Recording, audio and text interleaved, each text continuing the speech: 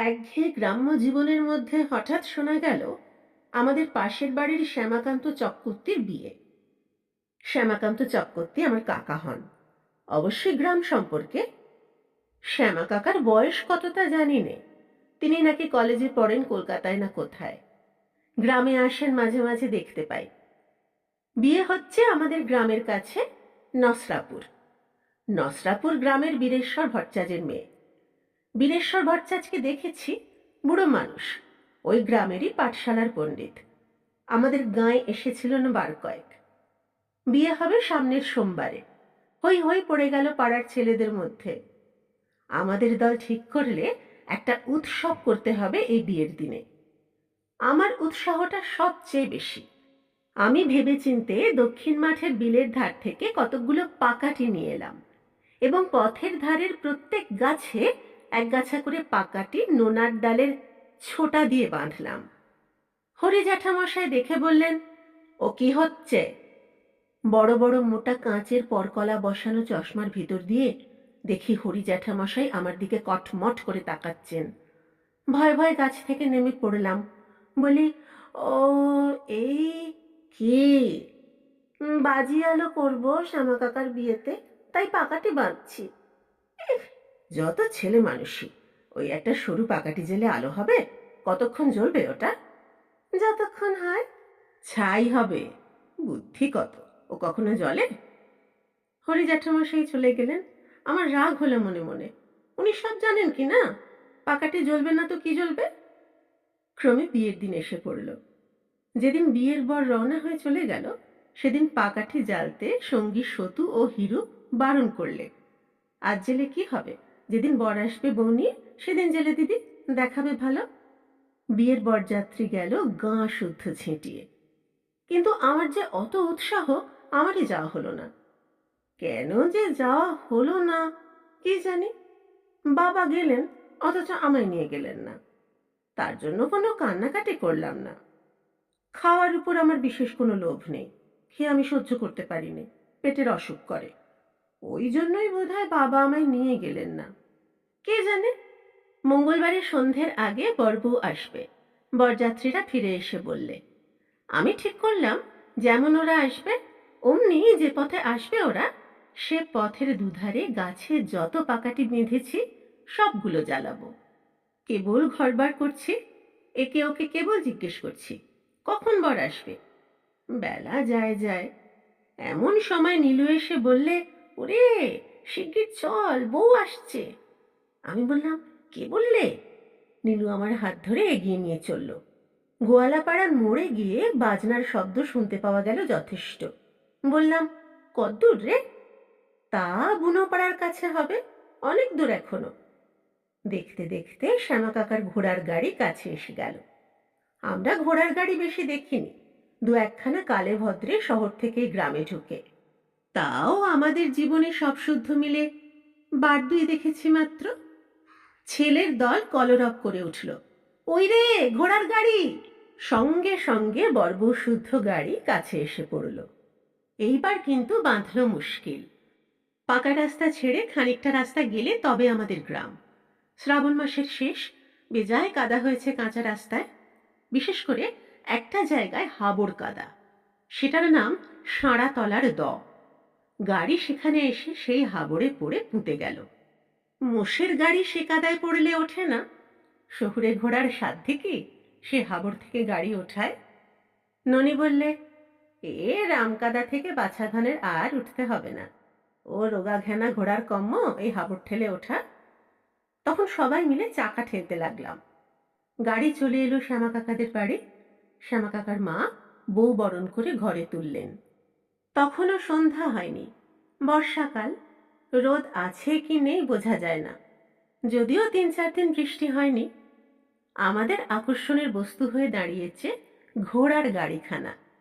সেখানা বকুলতলায় দাঁড়িয়ে, তার চারিপাশ ঘিরে গ্রামের যত ছেলেপিলে।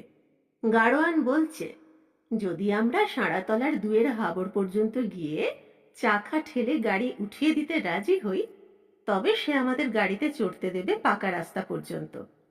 আমরা সবাই হই হই করে গাড়িতে উঠলাম, কতক গাড়ির ছাদে, কতক পেছনে, কতক ভেতরে। সারাতলার দয়ের কাদা থেকে সবাই মিলে ঠেলে গাড়ি উঠিয়ে দিলাম। তার বদলে পাকা রাস্তা পর্যন্ত আমাদের গাড়িতে চড়িয়ে নিয়ে গেল। কি মজা! আমরা যখন পাকা রাস্তায়, তখন সন্ধ্যা হয়ে অন্ধকার নামলো। ননি বললে, গা ধোবো কোথায়, সব অঙ্গে কাদা। আমাকে বললে, তুই মশাল জ্বালবি না? চুপ কর, কে ডাকছে? সর্বনাশ, আমার বাবার গলা। সন্ধে হয়ে গিয়েছে, ঘুটঘুটটি অন্ধকার। বাবা আমায় খুঁজতে বেরিয়েছেন, তিনিই ডাকাডাকি করছেন। সন্ধ্যের সময় বাড়ি ফিরিনি, বাবা ডাকতে বেরিয়েছেন। ননি বললে, আলো দিবি না গাছে গাছে? আর আলো, আমার মুখ শুকিয়ে গিয়েছে। বাবা কাছে এসে পড়েছেন ডাকতে ডাকতে। আমি উত্তর দিলাম, যাই। এই সন্ধেবেলায় সারা গায়ে কাদা মেখে আমি ভূত হয়ে আছি, আপাদ মস্তক কাদা। চালাক গাড়োয়ান একটুখানি গাড়িতে চড়বার লোভ দেখিয়ে কাজ গুছিয়ে চলে গিয়েছে। এখন আমায় ঠেকায় কে? বাবা এসে আমার কান ধরলেন, বললেন, হতভাগা বাঁদর, পড়া নেই শুনো নেই, এত রাত পর্যন্ত বাঁদরের দলে মিশে। এ কি, গায়ে এত কাদা কেন? আমি কাঁদো কাঁদো সুরে বললাম, এই গাড়োয়ান বললে আমার গাড়িটা একটু ঠেলে দাও, বড্ড কাদা, তাই সবাই মিলে। আমি আসতে চাইনি, আমায় ওরা নিয়ে এলো, ওই ননি, নিমতে, শশী। বলে সাক্ষ্য প্রমাণের চেষ্টায় সঙ্গীদের দিকে ফিরে চাইতে গিয়ে দেখি জনপ্রাণী সেখানে নেই। কে কোথা দিয়ে সরে পড়েছে এরই মধ্যে। বাবা বললে, তোমার দোষ নেই, তোমাকে সবাই নিয়ে গিয়েছিল, তুমি বুড়ো দামড়া কিছু জানো না, না? ঘোড়ার গাড়িতে না চড়লে তোমার। কথা শেষ না করে দূর দাঁড় মার, চড় কিল, বিষম মার, চোখে সর্ষের ফুল। কাঁদতে কাঁদতে বাড়ি ফিরে এলাম বাবার আগে আগে। মা বললেন, আচ্ছা, তোমার কি ভীমরতি হয়েছে নাকি? এই ভর সন্ধ্যাবেলায় ছেলেটাকে অমন ভূতনন্দী মার। ও মা, তা পাড়ার ছেলেদের সঙ্গে না হয় গিয়েছে একটু, আজ একটা আনন্দের দিন ওদের। তোমার মতো বুড়ো তো ওরা নয়। ছি ছি, নে এদিকে সরে আয়, খুব আমোদ করেছ, এসো। সেই রাত্রে পাকাঠি জ্বালিয়ে রোশনাই করা আমার দ্বারা আর সম্ভব হয়নি। এর 30 বছর পরের কথা। আমি কলকাতায় চাকরি করি। বর্ষাকাল। মহকুমার স্টেশনে নেমে বাড়ি যাব। এমন সময় শ্যামা কাকার ছেলের সঙ্গে রাস্তায় দেখা হলো। শ্যামা কাকা মারা গিয়েছেন আজ 10-12 বছর। গ্রাম ছেড়ে তার ছেলেরা আজকাল শহরে বাস করে। শ্যামা কাকার বড় ছেলেটি এখানে চাকুরি করে, ওর নাম অরুণ। অরুণ বললে, বাড়ি যাচ্ছেন দাদা? দীপ্তির বিয়ে পরশু, আপনাকে আসতে হবে অবশ্যই অবশ্যই। আসুন না একবার আমাদের বাসায়। গেলাম। দীপ্তি 16-17 বছরের সুশ্রী মেয়ে। আমাদের দেখে খুশি হয়ে এগিয়ে এলো। বললাম, কোথায় তোর বিয়ে হচ্ছে রে দীপ্তি? দীপ্তি মুখভঙ্গি করে বললে, আহা, তার মানে? তার মানে আপনার মুন্ডু। কথার কি যে ছিরি! হবে না ছিরি? আপনার কথার ছিরি বা কি এমন? বল না, কোথায় বিয়ে হচ্ছে? ফের দেখ দীপ্তি, চালাকি যদি করবি, বল, কথার উত্তর দে। দীপ্তি আঁচল নাড়তে নাড়তে বললে, আহা, যেন জানেন না আর কি। আমি বিস্ময়ের সুরে বললাম, সেখানে নাকি? সেই? হুম। ভালো, খুশি হলাম। খুশি কিসের? আবার চালাকি করবি দীপা, হোসনি খুশি তুই? ওরম বললে আমি মরবো আপিম খেয়ে, সত্যি বলছি। আচ্ছা যা, আর কিছু বলবো না। এখন একটু চা করে খাওয়াবি না এমনি চলে যাব? খাওয়াচ্ছি। ও মা, ঘোড়ায় জিন দিয়েছে, এমন তো কখনো দেখিনি। দেখিসনি দেখলি, নিয়ে আয় চা। খাবেন কিছু? তোর খুশি। একটু পরে চা ও খাবার হাতে দীপ্তি এসে ঢুকে বললে, সোমবারই কিন্তু আসতে হবে। আপনাকে থাকতে বলতাম এখানে, কিন্তু বলবো না, বাড়িতে বড্ড ভিড়, আপনার কষ্ট হবে। সোমবার আসবেন অবশ্যই অবশ্যই। আচ্ছা, কথা দিলেন? নিশ্চয়। বরযাত্র না কোনে যাত্র? দুই। আপনাদের গাঁয়ের যখন বর, তখন বরযাত্র তো হতেই হবে। কোনে যাত্র কার অনুরোধে? আমার। আচ্ছা আসি। ঠিক আসবেন পরশু? ঠিক, ঠিক, ঠিক। দীপ্তি থাম ধরে দাঁড়িয়ে রইল। যখন আমি চলে এসে রাস্তার উপর উঠেছি, যার সঙ্গে দীপ্তির বিবাহ সে আমাদের গ্রামেরই ছেলে বটে, কিন্তু তারা পশ্চিম প্রবাসী, দেশের বাড়িতে জ্ঞাতি ভাইরা থাকে। এই বিবাহ উপলক্ষে বহু কাল পরে ওরা সবাই দেশে এসেছে। বিয়ের পরে আবার চলে যাবে। গ্রামে আমিও গেলাম অনেকদিন পরে। আমিও গ্রাম ছেড়েছি 10-15 বৎসর।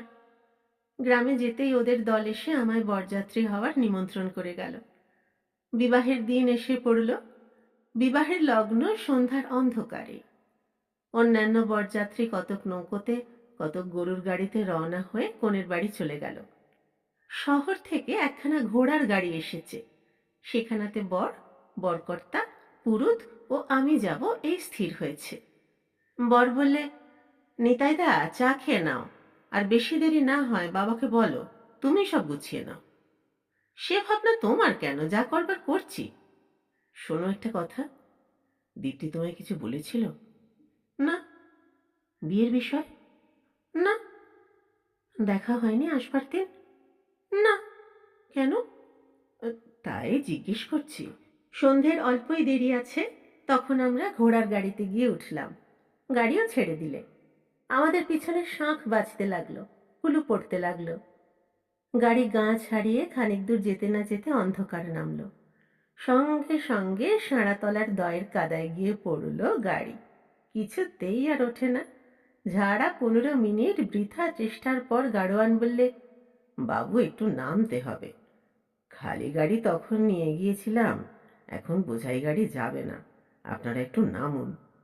অগত্যা নামা গেল, কিন্তু তখন গাড়ির 4 চাকা যা পুঁতবার পুঁতে গিয়েছে। ঘোড়াকে চাবুক মারলে কি হবে, গাড়ি নড়ে না। তখন আমি আর বরকর্তা দুজনে সেই কাদায় নেমে চাকা ঠেলি। কোনো লোক নেই। বরকে বা পুরুত মশাইকে অনুরোধ করা যায় না চাকা ঠেলতে। আমরা দুজন ছাড়া ঠেলবে কে? দীপ্তির বিয়ের সুলগ্ন উত্তীর্ণ না হয়ে যায়, তার বিয়েতে কোনো বিঘ্ন না ঘটে, প্রাণপণে ঠেলতে লাগলুম সেই চাকা, সেই সাঁড়াতলার হাবড়ের মধ্যে। আপাদ মস্তক কাদায় মাখামাখি হলো। বরকর্তা বুড়ো মানুষ, তাকে আমি বেশি ঠেলতে দিলাম না, নিজেই ঠেলে কাদা পার করে তুললুম। বর বললে, এহ, তোমার একই চেহারা হলো, কাদায় যে। আমি বললাম, তোমরা যাও, আমি যাচ্ছি নে। সবাই বলে উঠল, সে কি, সে কি, সে কি হয় নাকি? আচ্ছা এগুন আপনারা, পেছনে আসছি, জামা কাপড় ছেড়ে আসি। গাড়ি চলে গেল। আমি দাঁড়িয়ে রইলাম সেদিকে চেয়ে। আর আমি যাব না। দীপ্তির বিয়ে সুলগ্নে হোক, বাধাশূন্য হোক। হঠাৎ আমার মনে পড়ল একদিনের কথা। দীপ্তির বাবা বিয়ে করে যেদিন ওর মাকে নিয়ে ফিরছিলেন, 30 বছর আগের ঠিক এমনি এক অন্ধকার সন্ধ্যা। সেই শ্রাবণ মাস। সাঁড়াতলা দয়ের কাদা ঠেলে গাড়ি উঠিয়েছিলাম কাদায় মাখামাখি হয়ে। বাবার কাছে মার খেয়েছিলাম। আজ আবার তাদেরই মেয়ের বিয়েতে সেই রকমই গাড়ি ঠেলছি। গাড়িও যাচ্ছে শহরের দিকেই। তাদেরই মেয়ে দীপ্তি। হয়তো সে আজ খুব রাগ করবে আমি না।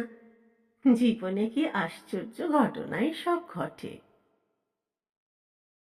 সকলে ভালো থাকুন, আনন্দে থাকুন, পরিবারকে নিয়ে শান্তিতে থাকুন। সে কি দেখা হচ্ছে আরেকটা নতুন গল্প নিয়ে। আজ আসি।